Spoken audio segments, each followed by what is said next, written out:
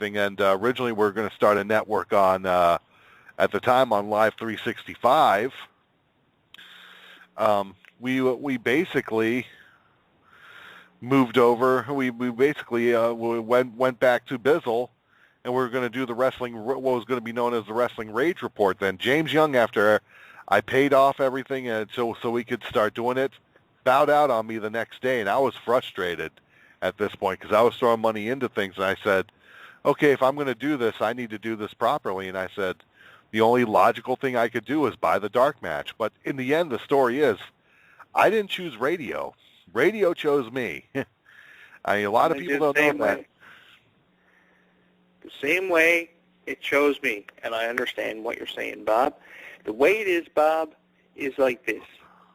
To make it in wrestling, you're not going to make it overnight. To make it in wrestling, when your mom dies, this is what you do. To make it in wrestling, when your mom dies, the same night that she's in the funeral home, you go to a wrestling show, and you choose wrestling over your own family.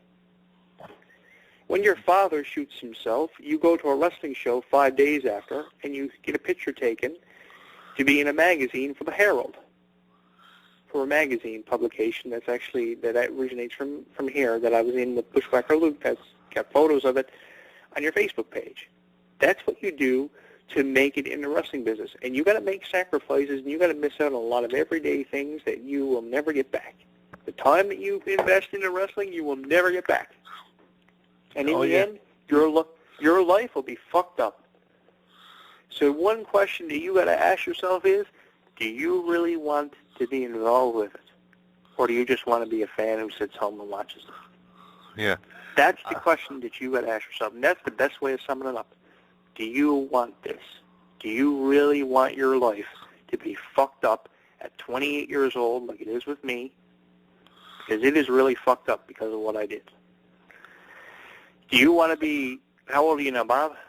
I'm 40, so that shows you where I'm at. You want to be 40 years old, still at home, living with your mom. Is that what you really want? Because wrestling is a circle that you just, at the end of the day, I could interview John Cena, and I've interviewed a lot of big names. At the end of the day, I could interview John Cena, or I could interview Sting. But an interview with Sting is not going to get me no farther than what I got where I am now. Living out with a bunch of people, with a 5-year-old nephew, with no parents in the world, that's what wrestling got me. Wrestling got me, and along with a lot of decisions my mom and dad made and my personal life, along with my personal life going the wrong way in ways that I didn't want it to turn out. This is the most honest show, by the way, that you'll ever find out of the 1,000 that I've done, and this is why Bob will have a lot of ratings on Monday. Wrestling got me. I started with everything in the way of a family. And I said this to Kristen the other day. I said, you know, my dad is gone, and wrestling took so much time with my dad away from me, and it took a lot of time away from my own family. And I feel like crying now because I'm talking about so much personal stuff. But the point is, it got me to a point where I'm in the world with nobody. Okay? That's what wrestling got me. Don't do that to yourself and get away from it. If you think that you can do this, you seriously got to reevaluate yourself. Oh, yeah. It gets you nowhere. It gets you nowhere. I can interview Sting tomorrow, but that interview with Sting is going to get me nowhere. You got to really make sure that you want to fuck your own life up. If you wake up one day and you say to yourself, I'm going to be a wrestler, or I'm going to be involved with wrestling, like I did and Bob did, you better really make sure that you want it, because at the end of the day, you're not going to have any more than what you got. If you think you're going to get famous from doing it in the radio, oh yeah, you'll become known. You'll get 1 million views on YouTube, and you might be famous, but you'll regret it. Let me tell you that. You will regret it, because you're not going to be no more famous than what you are now. And you're still going to work your 9-to-5 job. You're not going to have no more money than what you got. You're not going to make millions of dollars because you interview Stone Cold Steve Austin. You're not going to make millions of dollars because you sit down and you interview JBL. You're not going to have nothing. And you really got to make sure that if you're going to be involved in wrestling, you better make sure that it's really what you want to do. Yeah, exactly, because let me tell you, the internet world is crazy. It's crazy enough. But let me tell you, the internet wrestling community is probably also one of the worst. There are no pleasantries with it. Let me tell you. There's More power to you, Bob. More power to you. Preach on, man. there are no Preach on. pleasantries to it, because I'll tell you, the shows that are successful don't have a clue as to what wrestling is. They got some knowledge, but their judgment of people who have lived through wrestling and then lived, eaten, breathed wrestling as fans, that became knowledgeable of wrestling long before there was an internet. People like me, I could tell you when a guy like a Wade Keller is wrong. I could tell you when people like Steve Gerwick are wrong. I've said it plenty of times. The only people that really have credibility as far as things go in wrestling are guys like Dave Meltzer. I mean, and Dave Meltzer likes to manipulate a lot of things too. But I'll tell you, I'll put his credibility up against anyone else's. But Dave Meltzer and Bill Apter, those are the other guys. The only person that really became more famous through the internet that may have credibility with anything, because he puts a question mark at the end of things, doesn't put a period.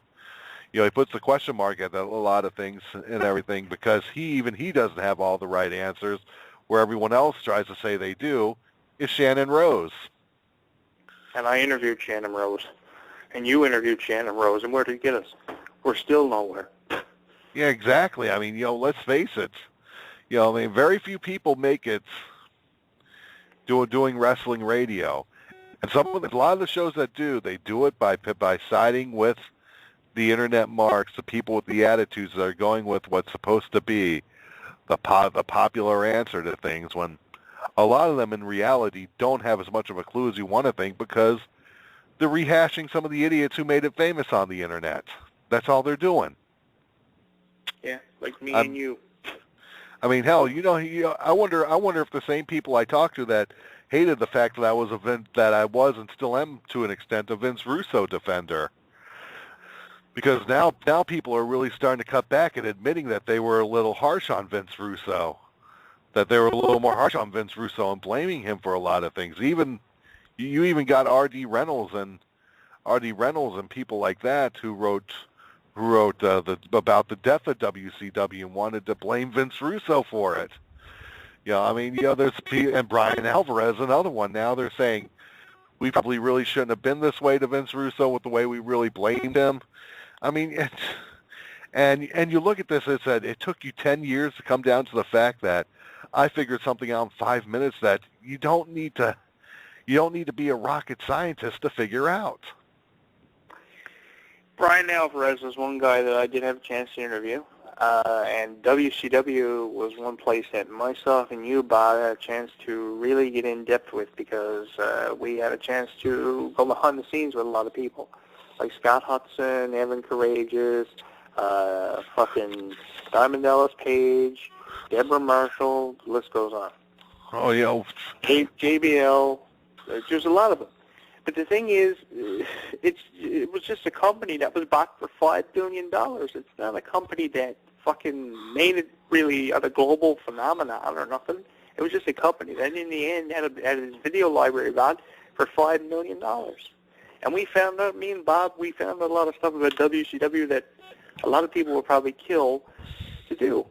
And at the end of the day, we're criticized for it. We'll criticize us all you want. But the thing is, yeah, okay, you criticize us, but at the end of the day, if you get involved with wrestling, you're not going to get no farther than what me and Bob are now.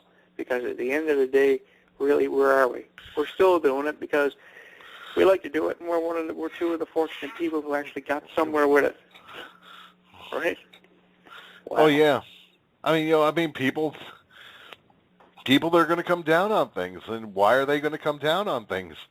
Because of how you're going to think. The one thing you can't do with the internet wrestling community is you can't tell the truth. You can't tell the truth and you can't tell the facts, because when you do that, all of a sudden your credibility is shot. You know, and they'll do anything because I hate John Cena, and I state the facts about John Cena and how I hate the idea that John Cena is the best. You heard it for yourself tonight.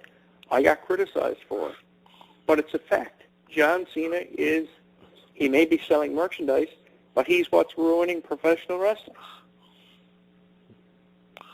He is what's ruined it. That's the fact.